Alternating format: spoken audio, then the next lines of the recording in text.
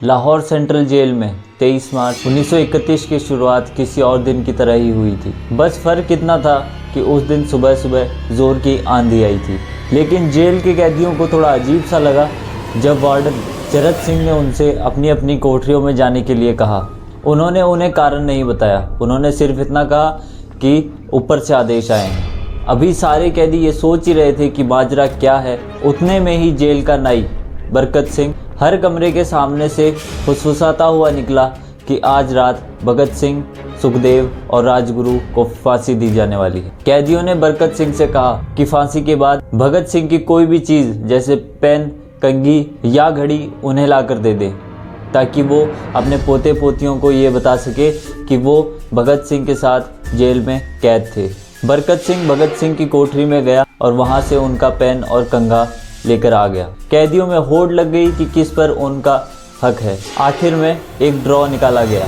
अब सब कैदी चुप हो चले थे। उनकी निगाहें बस कोठरी के सामने वाले रास्ते पर थी जहाँ से भगत सिंह, राजगुरु और सुखदेव को ले जाया जाना था।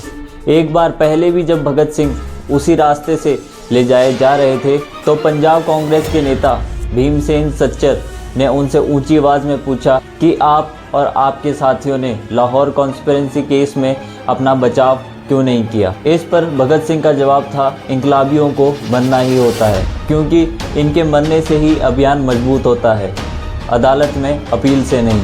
वार्डन चरत सिंह भगत सिंह के चाहने वाले थे और अपनी तरफ से जो कुछ भी उनसे बन पड़ता था वो उनके लिए करते थे। उनकी ही वजह से लाहौर के द्वारकादास लाइब्रेरी से भगत सिंह के लिए किताबें जेल के अंदर आ पाती थी। भगत सिंह जेल की कठोर जिंदगी के आदी हो चले थे।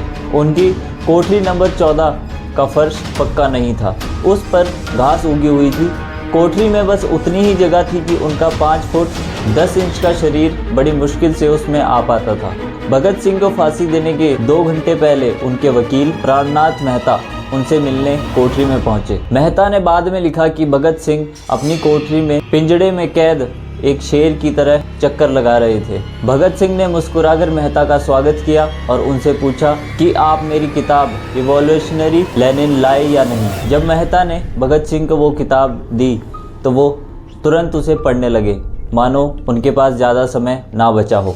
मेहता ने भगत सिंह से ये बात भी पूछी कि क्या आप इस देश को कोई संदेश देना चाहते हैं, जिस पर भगत सिंह बिना किताब से मुंह उठाए कहा कि सिर्फ 2 संदेश, साम्राज्यवाद मुर्दाबाद और इंकलाब जिंदाबाद। इसके बाद भगत सिंह ने मेहता से कहा कि आप पंडित नेहरू और सुभाष चंद्र बोस को मेरा धन्यवाद पहुंचा दे, जिन्होंने मेरे केस में गहरी रुचि ली थी। भगत सिंह से मिलने के बाद मेहता राजगुरु से मिलने उनकी कोठरी पहुंचे। राजगुरु के आखिरी शब्द थे, हम जल्द मिलेंगे। सुखदेव ने मेहता को याद दिलाया कि वो उनका कैरम बोर्ड ले लें जो उन्होंने कुछ समय पहले जेलर को दिया था। मेहता के जाने के कुछ समय बाद ही अधिकारियों ने तीनों क्रांतिकारियों को बता दिया कि उन्हें वक्त से 12 घंटे पहले ही फांसी दी जाएगी। अगले दिन सुबह 6 बजे की बजाय उन्हें शाम 7 बजे ही फांसी दी जाएगी। भगत सिंह मेहता की दी गई किताब के कुछ ही पन्ने पढ़ पाए थे।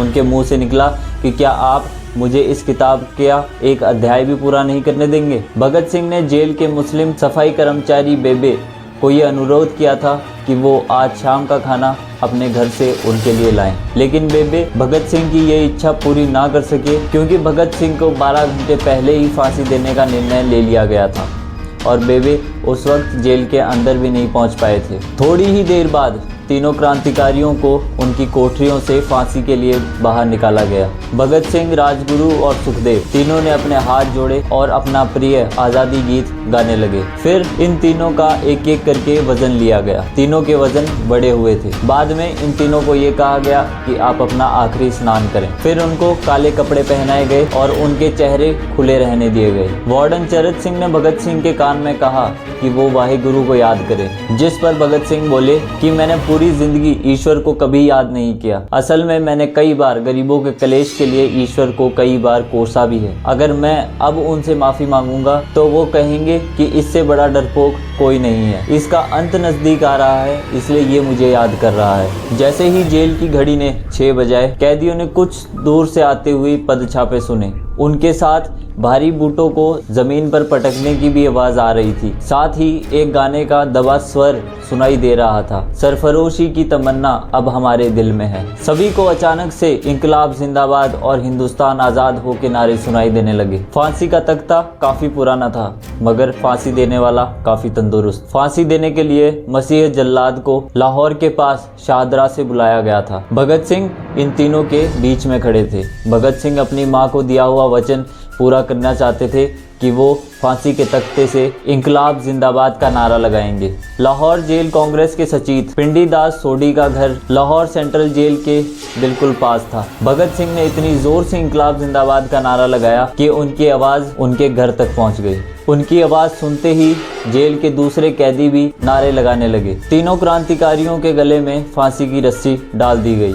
और उनके हाथ पैर बांध दिए गए। तभी जल्लाद ने पूछा कि सबसे पहले कौन जाएगा। सुखदेव ने सबसे पहले फांसी पर लटकने की हामी भरी। जल्लाद ने एक एक करके रस्सी खींची और उनके नीचे लगे तख्तों को पैर मारकर हटा दिया। काफी देर तक उनके शव तख्तों से लटके रहे।